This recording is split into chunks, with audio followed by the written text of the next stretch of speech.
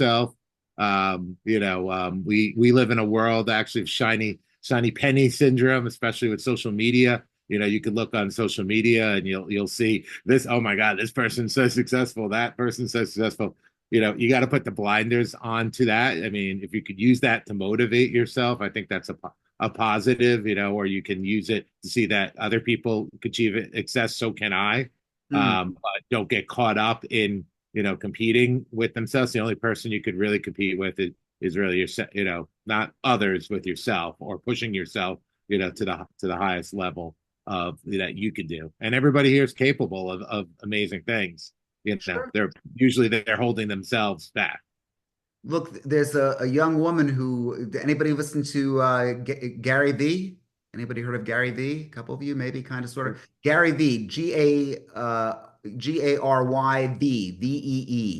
It's actually, his full name is Gary Vaynerchuk, but he goes by Gary V. Great guy, really, really smart marketer, has a potty mouth like me. Hey, Eitan, he curses more than I do. Eitan always yells at me and he says I curse too much in these meetings.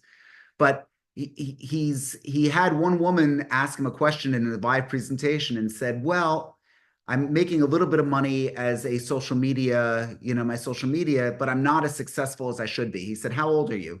She said, 21. He said, "Well, how successful should you be?" And I should be making hundreds of thousands or whatever you might be saying. Well, who do you know that's making hundreds of thousands? And who did she say? Uh, Not Kim, but Kim Kardashian's sister. Who's the sister? Help me out. Not Chloe. Daniel, I know you're a big social guy here. Daniel, Kylie. Kylie, Kylie. Kylie Jenner. Thank you. So Kylie Jenner does. And he said, "What the fuck do you have to do with Kylie Jenner?" I mean, in other words, but I think it made a lot of sense to me because a lot of you are actually looking towards the most successful people in the world and feeling like failures because you kind of missed that mark. Believe me, I've got plenty of people in my office that I don't do as well with. I break 50 million in sales. Most people say, "Wow, that's great." I could always look to Sonata and say she did 300 million in sales, one of the top people in the country. And I do. I'm hosting this meeting because I've got to convince myself as well. You've got to constantly take care of yourself, and you've got to constantly think these things through. So what are the things that you could actually do? One thing that actually works really well, if you're curious, is facing the problem head on. A lot of you will put this off. Some of you are probably guilty of paying your taxes on or after April 15th. You need that kind of pressure to do it. If there's a way that you could build that pressure up within you and be able to try and take focus that way, it kind of works. Lisa, I don't know if you want to chime in. Lisa Combs, we talked about this before. I don't know if you even have the mute button. You can if you want, but I am curious to get your opinion if you'd like to jump in. But again, I'd like to hear from more of you. Greg, has there been anything in your career that has kind of stopped you that you think, or has kind of slowed you down as far as beliefs go, self beliefs? Well, I get in my head, which is always a bad thing. So, but I've been very fortunate to have great uh, counsel, great coaches around me who are always telling me how wonderful I am and trying to convince me of that. So, but no, I don't have any special secrets. I do get in my head sometimes, and that mantra of, I'll do something. I just did it a minute ago, and I did something. I was like, "You idiot!" Talking to myself, the self-talk will Yeah. get me in trouble every time. So yeah, yeah, beating yourself up is I would tell you to do it if it's sold. My goal here is very simple. I want all of you to make money, so you keep coming back here and liking it, and we all have fun and make money and have a good time. And I'd say beat the shit out of yourself if it worked, but it doesn't. It doesn't. It doesn't make any sense. It doesn't make any sense to do that to employees, by the way. That's not going to be what encourages them for anybody that has a teammate. Again, and I'm guilty of having a short fuse and stuff going off, but really to be able to have a heart to heart and try and go beyond with the people that you work with is a very, very important thing. So techniques. Anyone meditating these days? No, nobody meditates. Mark, either of the Marks? Mark Ebner? You're muted, Mark. You had to unmute. Yep. Okay. No. So Mark, want to just tell everyone who you are and where you are? My name is Mark Eibner, and I'm out of Parker, Colorado. So, Oh, cool. yeah, yep. Been in the industry 40 years, so Yeah. So time to reinvent things, okay. So does any of this resonate with you? Do you ever see yourself kind of shying away from certain sellers or buyers because, they've probably been called by other brokers anyway? Anybody hear any of that? Again, Mark? No, not necessarily, I think just based on, I just got a referral for a couple $1 million property. It's a Hawaii deal, so my Hawaii contact sent them to me, and I don't know. I just take what comes my way, right? Is there a big Hawaii, Colorado connection? Oh, he was one of my clients. Now he works as a broker in Honolulu, so I've gotten some business from him. Okay. Everybody's selling here and moving to Hawaii. How about that? That's believable. That's believable. I haven't been back to Colorado. Where in Colorado did you say we're? Parker, just southeast of Denver. Got it. Okay. Yeah. Well, welcome to the meeting. I'm glad that you're ready to join. So that's what it was. To be able to actually face the problems head on and take it, it does kill the fear.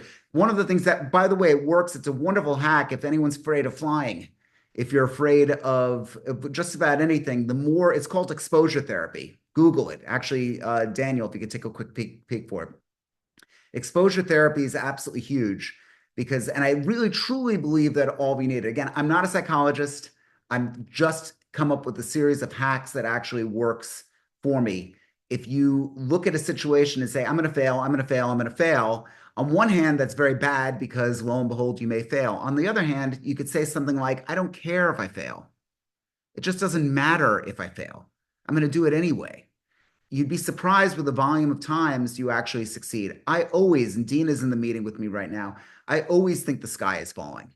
I always think the sky is falling. I've got a lot of deals that are in escrow right now. When I see that number running down, I'm like, okay, when is my doomsday?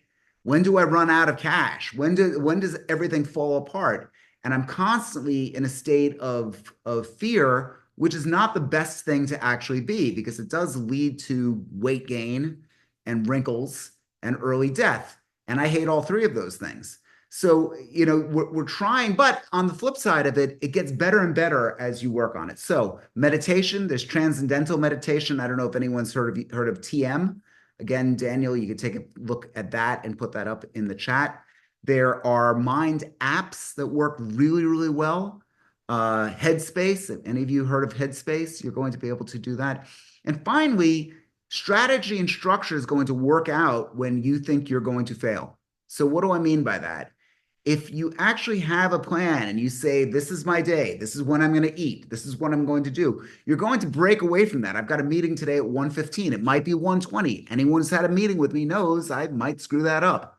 But by having the plan in place, it brings about a certain level of comfort that you really, truly need in order to succeed within this. So very different meeting today. It's one that I wish more of you would kind of engage. I've always had that problem with these meetings. People like to kind of sit passively and hear what other people have to say. It's a great opportunity. Dina, I see you. Are you preparing to chime in or are you, I can't hear you. Yeah, no, I was just unmuting. No, I was just, I'm actually leaving to go away for the weekend and I was just packing up and I figured you didn't all have to watch me, but I've been listening intently and I do have somebody like that, who it is. I have somebody, he's actually a neighbor of mine, so I shouldn't be so intimidated, but he has a lot more money than I do and he wants to buy a house potentially that is much more expensive. He is somebody who is featured on the news frequently. He's a financial guy. And it intimidates me when I speak to him. I'm always nervous I'm going to say the wrong thing. And I really shouldn't. I know a lot about real estate. He knows a lot about what he knows, but I know a lot about real estate. And I have worked with some very, very high net worth clients throughout my life. I shouldn't be so intimidated, but for some reason, this guy, who's the nicest guy, he doesn't make me feel badly. I just get a little overwhelmed, and I don't know why. I don't know why. Okay, and it's not just you, it's human nature. There's a couple of agents, we spoke about them before. They've been on the news now because they're a couple brothers and they've been blamed for sexual assault. Not just like a he said, she said thing. I mean, roofies and 18, and this is a crime. I mean, let's be very, very clear. This is a very horrific crime. Why I mention that? I know these guys. I knew them years ago. I went to events with them and spoke with them and all of that. And I always said, God, couldn't I be a little bit more like them? No, no. I'm just fine the way I am. Everything's actually gone my way and they're going to go to jail. Okay. That's really what's gone on at this point.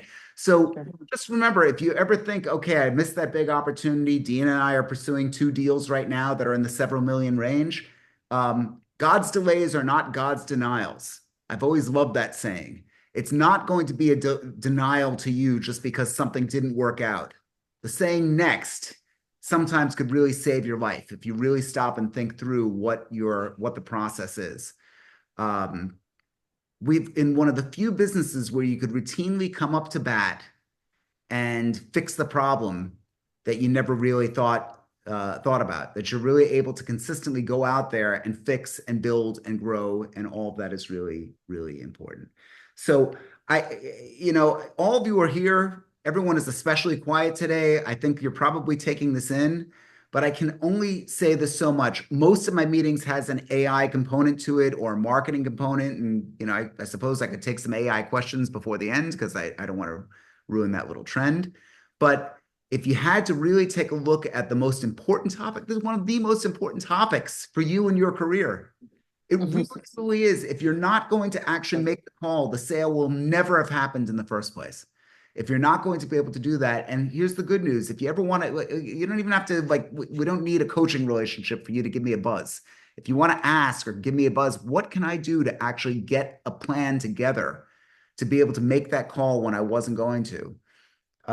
It could really change your career. It really, truly could. So the number one agents that I know all go through this. They beat themselves up. They go through their thing. They get back up. They push that. Another thing, a great book. I'm trying to find it on my shelf over here.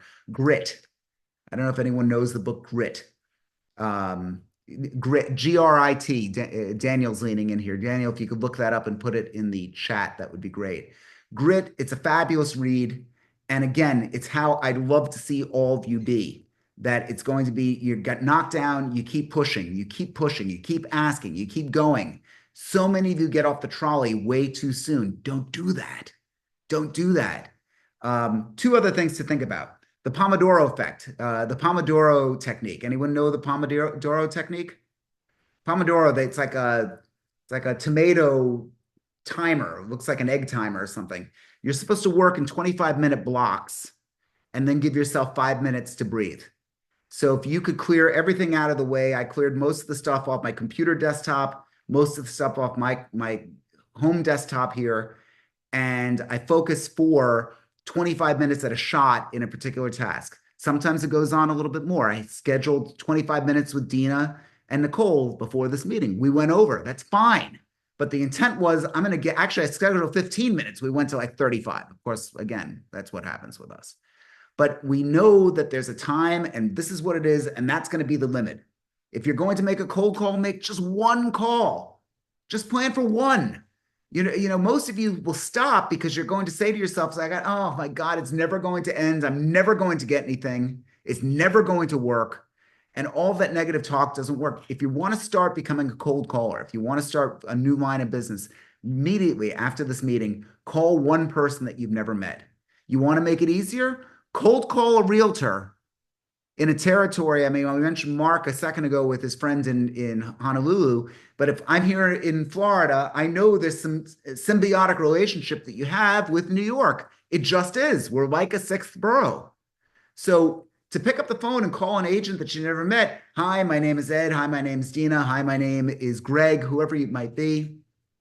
I'm in this particular area. I noticed a load of people from your area moving here. I just wanted to introduce myself and see if we could have some type of symbiotic relationship. It's an easy cold call to make. Why? Because you're calling another sales guy. Okay? They're doing the same thing. They're jonesing for business. That's what you're trying to do. And practice on those people. You want to go beyond that? Here's your next step.